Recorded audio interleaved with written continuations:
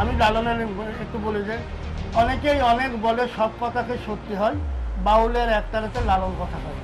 বাউল লালন মারা গেছে, ধরে নিলাম মারা গেছে, কিন্তু একতারা হাতে করলেই এখন ভাববে যে এটা বাউল পণ্য। আমিও চাচ্ছি যে লোকসংস্কৃতি বাংলাদেশে পণ্য উজ্জীবিত হোক, যাতে কুষ্টিয়া জেলার নাম উঠলেই অন্তপক্ষে আমার নামটা ভেসে আসে, এইটুকু আমার পাওয়া। ওই কথা বইল না নসিমন গো, নসিমন তোমায় করি মানা আয়া, ওই কথা বইল না নসিমন গো, নসিমন তোমায় করি মানা রে, নসিব আমার তৈরি ছিল। এখানে প্রিয় দর্শক, সবাইকে স্বাগত জানাচ্ছি। দর্শক, আমার পাশে আমরা একজন মানুষকে দেখতে পাচ্ছি। তিনি একাধারে কণ্ঠশিল্পী এবং একাধারে একজন নাট্য অভিনেতা, বা যিনি অভিনয়কে একসময় গ্রাম বাংলায় যে নচিমন যে যাত্রাপালাটা আমরা একসময় শুনেছি, সেই লোক সাংস্কৃতিক সংগঠনের যিনি অন্যতম গুরু এবং অন্যতম প্রধা পুরুষ রেজাউল হক শলক, যার নাম এবং তার এই নচিমন দেখিনি এমন মানুষ কিন্তু খুবই কম পাওয়া যেত এবং কম পাওয়া যায়। তো সেই রেজাউল হক শলক আমার পাশে উপস্থিত আছে। তো আমি তার বাড়িতেই যেহেতু উপস্থিত আছি, তিনি শারীরিকভাবেও বেশ কিছুদিন ধরে তিনি গুরুতরভাবে অসুস্থ। তো প্রথমে একটু তার শারীরিক খোঁজখবর নেব এবং জানব যে তিনি যেহেতু দীর্ঘদিন ধরে এই নচিমন যে যাত্রাপালা, যে গ্রামীণ যে সাংস্কৃতিক, তিনি প্রথম কুষ্টিয়াতে চালু করেছিলেন, সেই মহান 1994-তে পুরুষের সাথে আমি কথা বলবো। প্রথমেই আপনার শারীরিক অবস্থান একটু জানবো, যে আপনার শারীরিক অবস্থা কেমন। আসসালামু আলাইকুম। বর্তমানে আমি শারীরিকভাবে অনেকটা দুর্বল, যেহেতু আমি ছোট ছোট দুইবার দুটো স্ট্রোক করেছি। আমার হাত পায়ে এমন একটা সেই বল শক্তি নাই, ডান চোখে আমি অনেকটা কম দেখি। তারপরেও আসি আল্লাহর রহমতে, যেখানে দুইবার মিনি স্ট্রোকের পরেও যে আল্লাহ চলাফেরার তৌফিক দান করছে, এর জন্য আল্লাহ তাআলার কাছে লাখবার শুকরিয়া। শারীরিকভাবে এখন বর্তমানে ভালো অসুস্থ হয়ে আছি। আচ্ছা, তো শলক ভাই, আমি আপনার মাধ্যমে একটু জানতে চাচ্ছিলাম, যেহেতু আমরাও এবং আমি ব্যক্তিগতভাবে আপনার সম্পর্কে যতটুকু জানি এবং আপনার অভিনয়, আপনার যে নচিমন যে যাত্রা, যেটা আপনি একসময় মানুষকে আপনার অভিনয়ের মধ্য দিয়ে আপনি মানুষকে প্রচুর মন জয় করেছিলেন। তো সেই নচিমন যাত্রা তো এখন তো নেই, এমনকি গ্রামীণ যে যাত্রা সেটা আবার এখন হয় না। তা আসলে এই কাজটা আপনি কিভাবে শুরু করেছিলেন, একটু শুরুর সূচনা লগ্নের কথা যদি একটু দর্শককে একটু সরাসরি কথাগুলো একটু শোনাতেন। সেটা হচ্ছে যে আমাদের মিরপুর থানার ভেতরে বহলবাড়ি ইউনিয়ন, বিশেষ করে নওদা বহলবাড়া গ্রাম, এটা লোকজ ঐতিহ্যের একটা ভাণ্ডার বলা যায়। আমি আমার দাদাকে যাত্রা করতে দেখেছি। সেই সময় ঝুমুর যাত্রা বলা হতো, আলমতি, রূপবান, বেদের মেয়ে জ্যোৎস্না, বিভিন্ন রকম ঝুমুর যাত্রাপালা। তো সেই সময় দাদাকে দেখেছি, বাবাকে দেখেছি, বাবার সাথে আমি নিজেও সেই ছোটোবেলা থেকেই ছোট ছোট যে চরিত্রগুলি ছিল সেই চরিত্র অভিনয় করেছি। সেখান থেকে এক কথায় আমার বংশীয় রক্তধারাতেই গান বাজনা, এক কথায় যাত্রা, ঝুমুর যাত্রা, লোকনাটক, এইগুলি রক্ত থেকে মিশে আছে। সেই ধারাবাহিকতাই আমার ভিতরে ঢুকে পড়ছে। এবং আমি আমার এসএসসি পরীক্ষার পরে, অর্থাৎ 84-তে এসএসসি পরীক্ষা দেওয়ার পরে আমাদের এলাকার ছেলেরা আমরা সবাই মিলে মোটামুটি ঈদ উপলক্ষে একটা যাত্রার জন্য একটা অ্যারেঞ্জ করি। সেখান থেকে আমার শুরু, এবং আমার প্রথম গুরু হচ্ছে আমার আপন ছোটো চাচা আমার বাবারা 2 ভাই, বাবা মারা গেছে। ছোট চাচা আছে ফজলুল হক, ওনার হাত দিয়েই আমার প্রথম হাতে খড়ি, এবং সঙ্গীতাঙ্গনেও ওনার হাত দিয়েই আমার হাতে খড়ি। আমি বাংলাদেশ বেতারেও দীর্ঘদিন যাবৎ সঙ্গীত পরিবেশন করছি এবং বিটিভিতে কিছুদিন সঙ্গীত পরিবেশন করেছি। এখন আর বিটিভিতে যাওয়া হয় না, রেডিওর প্রোগ্রাম বলি ঠিক সেইভাবে হয় না, তাও মাঝে মধ্যে সুযোগ পেলে অন্তপক্ষে সৌজন্য সাক্ষাতের জন্য রেডিওতে যাই, প্রোগ্রাম করার চেষ্টা করি।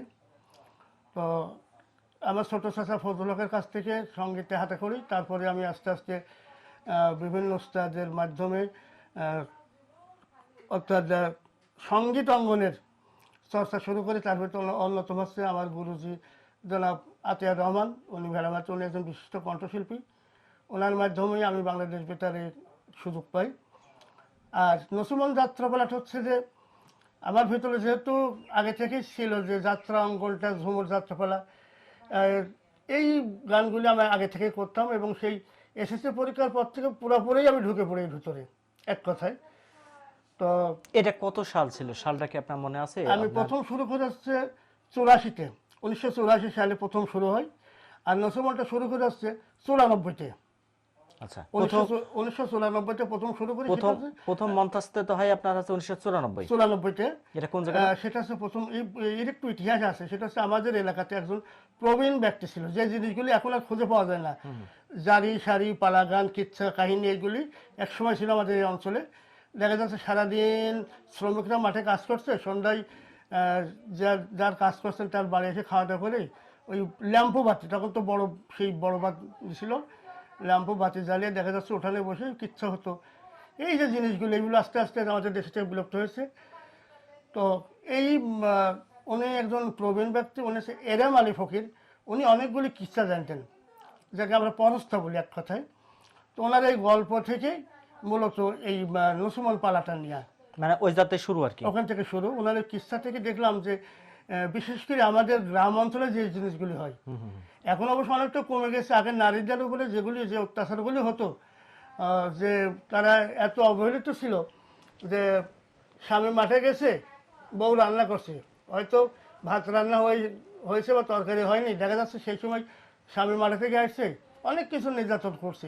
এই যে নারীদের যে নির্যাতন বা নারীরা যে কষ্ট সহ্য করে, এরই প্রতিফলক হিসেবে আমি এই নসিমনটাকে আমার মতো করি। অর্থাৎ কিচ্ছাটা ছিল একরকম, আমি ওইটাকে আর একটু অন্যভাবে সাজিয়ে গুছিয়ে। আচ্ছা, ওখানে মানে যেহেতু আমি নসিমনটা আমি দেখছি আর কি, ওখানে যে মুখ্য চরিত্র যে নসিমন, হ্যাঁ, ওই চরিত্রটা আপনিই তো ওখানে অভিনয় করেছেন? না, আমি ওখানে নায়কের চরিত্র অভিনয় ওখানে করছি। সরি, আপনি নায়কের চরিত্র অভিনয় নায়ক করেছেন। আর হচ্ছে আমারই ভাই শেরবুল ইসলাম, মনে হচ্ছে নসিমনের চরিত্র। এবং শেরবুল সেই প্রথম থেকে আমার সাথেও এখনো আছে আর কি। এখনো আছে, কিন্তু এখন ওই গানগুলো এখন আর সম্ভব হয় না, যেহেতু ওই গানে আবার এমন একটা বিষয় আছে যে প্রায় 5টা-6টা ক্যারেক্টারে প্রত্যেকের গান গাওয়া লাগে। তো কণ্ঠওয়ালা ছেলে পাওয়া খুব কষ্ট। আর আরেকটা জিনিস হয়েছে যে এই জিনিসগুলি করতো একদম গ্রামের নিম্ন স্তরে যারা কাজ কাম করে খেত তারা করতো। এখন যারা একটু লেখাপড়া গেছে, একটা ক্লাস 5 পাস করলে ওইগুলি আর করা যাবে না। তারপর আরও নষ্ট হয়ে গেছে বর্তমান যে পরিবেশ পরিস্থিতি, সমাজ ব্যবস্থা চলে আসছে, তাতে এই যে ইন্টারনেটের এই এখন তো যাত্রা নাই, আর যাত্রা কোথাও হতেই চায় না, হয় না। এবং এর পিছনে বেশ কিছু কারণ আছে। এখানে সামাজিক কিছু বাধা আছে, রাজনৈতিক কিছু বাধা আছে, বিভিন্ন বাধার কারণে যাত্রাগুলো এখন আর হতে চায় না, করতে চায় না। আচ্ছা, এবং ব্যয়বহুল। তো আমি প্রসঙ্গ নিয়ে একটা কথা বলি, যেহেতু ওই যে নসিমন যাত্রার যে প্রসঙ্গটা আছে, ওখানে মোট চরিত্র ছিল কয়টা?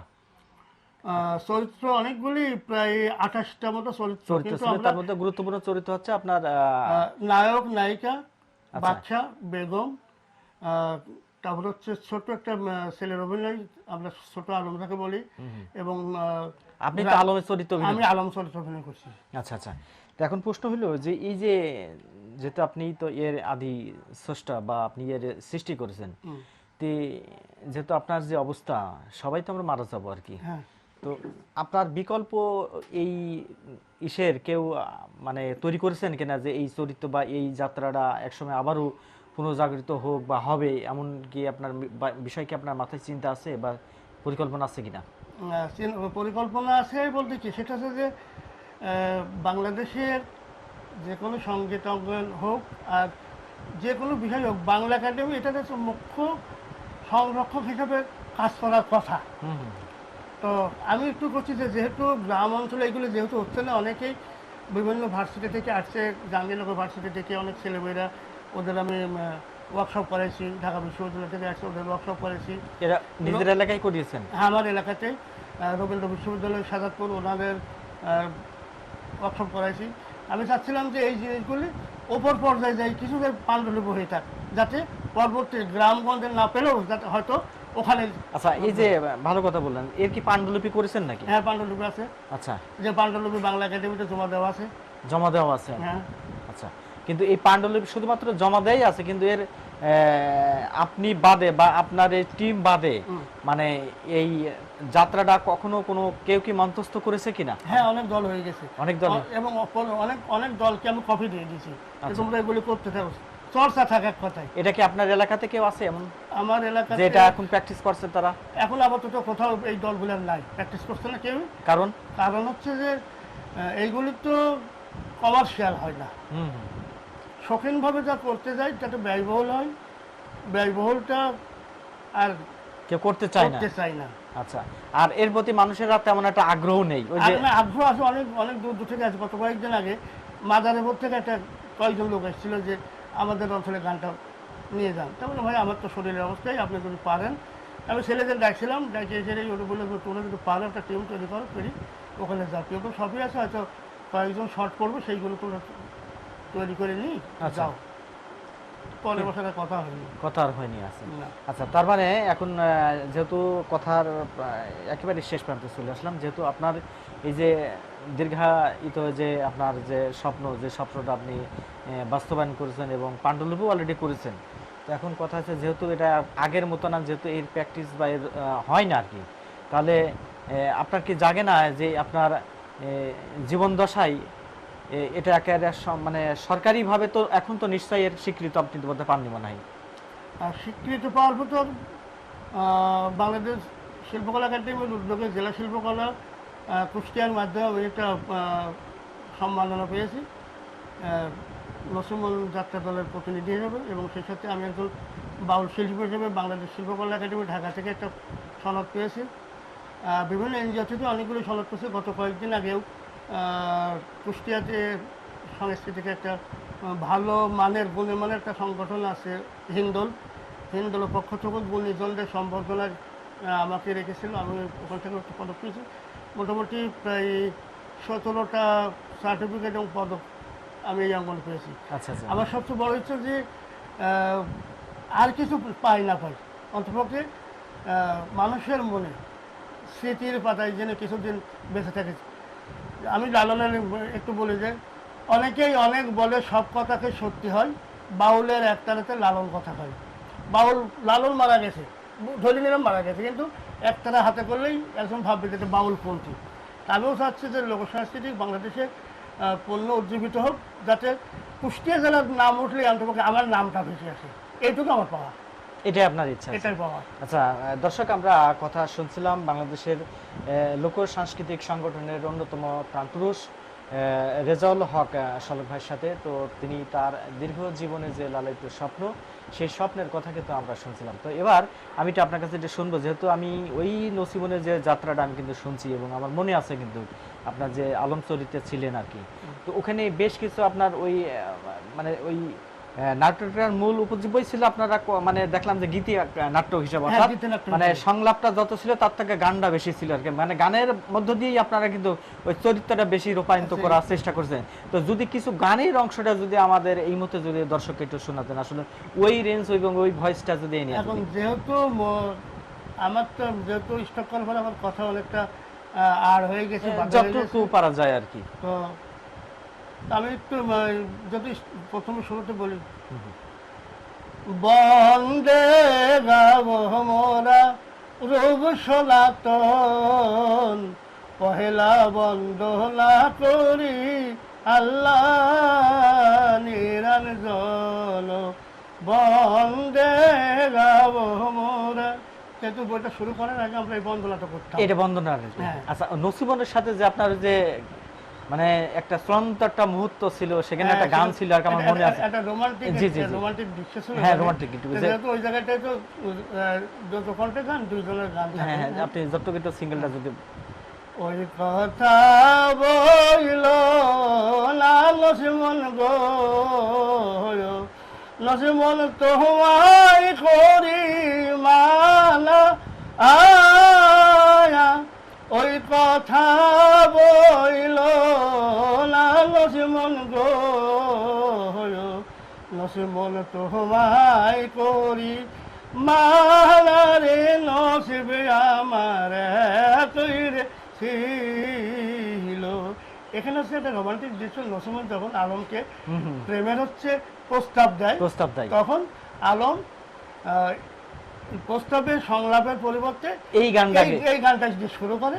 তো গীতিনাট্য বলতে সেটা হচ্ছে যে গীতিনাট্য ওটাকেই বলে যে নাটকের মধ্যে গানে সংলাপের পরিচয় ঘটে আর কি। হ্যাঁ, তো যেটা এটা গীতিনাট্য, সংলাপে সে গানগুলি বেশি এবং গানগুলি সংলাপের অংশ। আচ্ছা, ওই গীতিনাট্যর অর্থাৎ নসিবনের যাত্রার শেষ অংশটিকে আপনার মনে আছে? আসলে ফিনিশিংটা আপনার নসিবনের সাথে আপনার কেমন আচরণের মধ্যে দিয়ে আপনার ওর সাথে পরিসমাপ্তি ঘটে আর কি?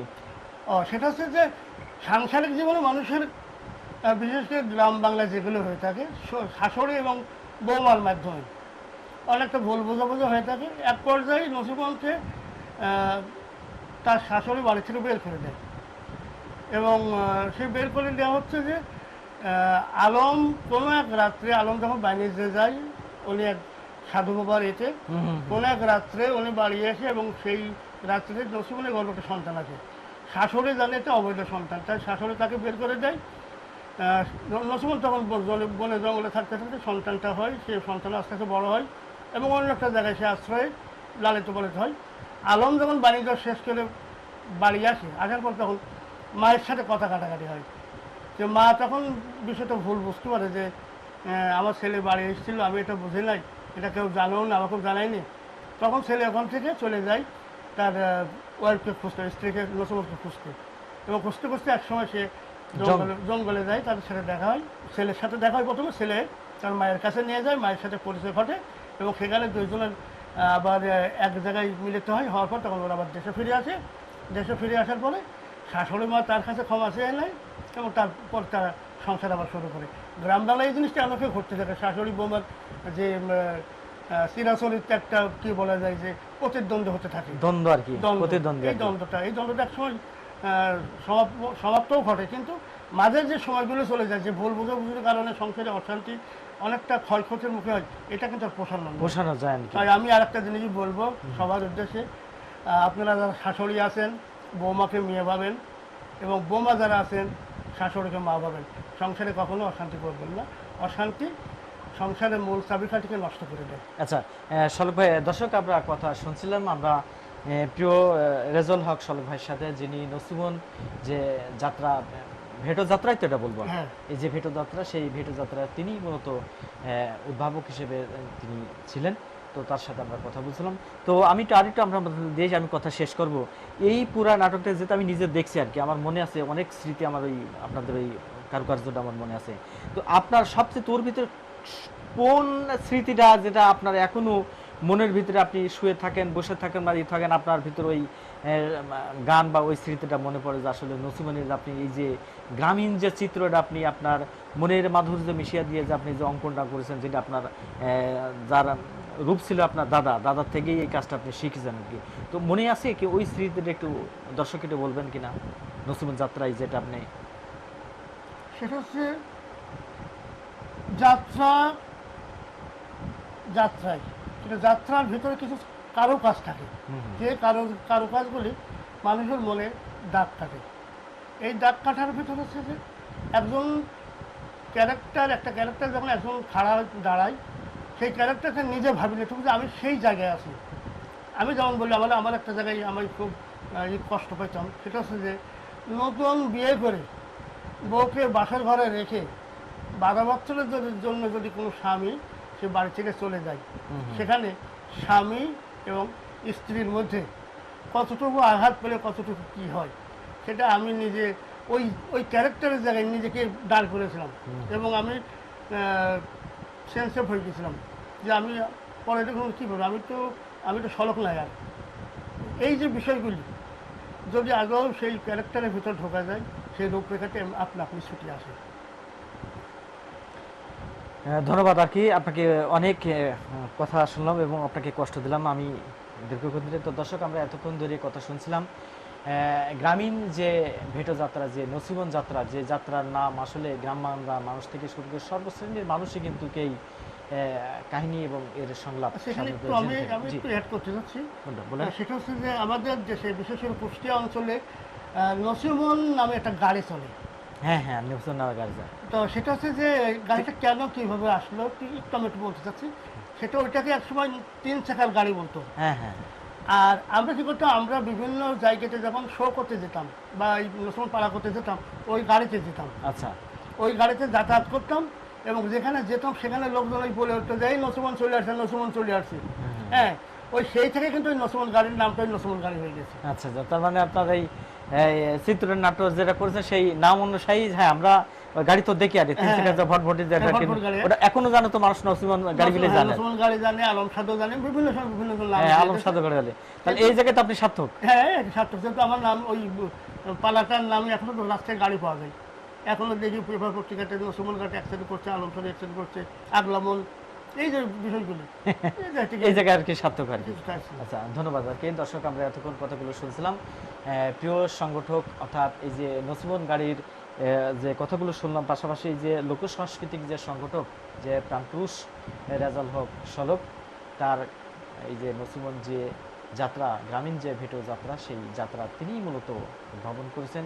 আজকে শারীরিক অক্ষমতার কারণে তিনি কিন্তু তিনি ইতিপূর্বে কিন্তু তার ব্রেনে কিন্তু 2বার তিনি কিন্তু স্ট্রোক করেছে এবং এখন তার শারীরিক অবস্থা বেশ একটা ভালো না এবং বেশ একটা কর্ম করতে পারে না। কিন্তু আজকে তার দীর্ঘদিনের যে সাধনার যে বস্তুগুলো, অর্থাৎ এই যে নসিবন তিনি কিভাবে আসলে শুরু করলেন, পাশাপাশি পরিশেষে তিনি এই যে তার নসিবনের নামের সাথে যে নসিবন গাড়ি, পাশাপাশি যে আলম সাধু যে গাড়ি, যেটা আমরা কিন্তু সাধারণত মানুষ কিন্তু জেনে থাকি, কিন্তু তো সেই জায়গা থেকে তিনি বলছেন যে আমার নামের সাথে এই যে নসিবন এবং আলম সাধু যে গাড়ি এই যে হয়েছে, এই জায়গা থেকে তিনি কিন্তু খুব খুশি। তো দর্শক, আমি এতক্ষণ ধরে এই যে ভেটো যাত্রার যে উদ্ভাবক রেজাল হক শলভের সাথে তার দীর্ঘ বর্ণাঢ্যময় যে কথা, সেই কথাগুলো আমি আপনাদের সরাসরি তুলে ধরার জন্যই চেষ্টা করলাম। দেখা হবে অন্য কোনো ব্যক্তির পর্ব নিয়ে। সে পর্যন্ত সবাই ভালো থাকবেন, সুস্থ থাকবেন এবং নিরাপদে থাকবেন। ধন্যবাদ সবাইকে।